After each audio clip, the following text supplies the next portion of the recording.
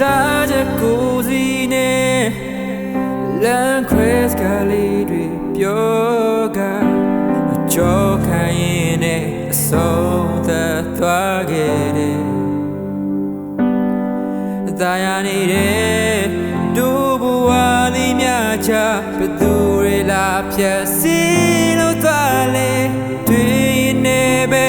တန်တလို့နေတယ်ကိုရန်လွယ်ရပြီကွာမင်းနဲ့ဝေးတဲ့ချိန်တိုင်းမှာနာချီချင်များကပြင်းလို့လာရီလား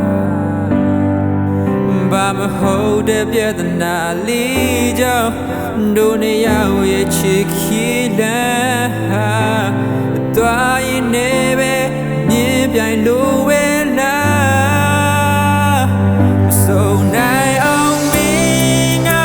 တမင်ပန်းဒီထားလာဦးမျောလင်းချက်တွေပြေ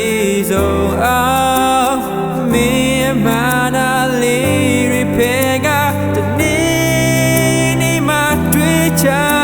မယ်ကိုမျောလင်းထားတဲ့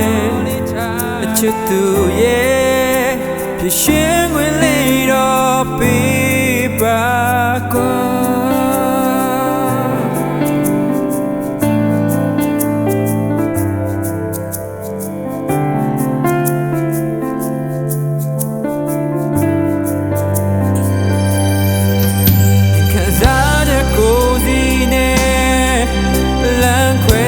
လေးတွေပြောက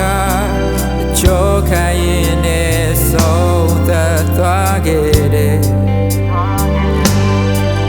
ဘာမဟုတ်တဲ့ပြဿနာလေးကြောင့်တို့နေရရဲ့ချစ်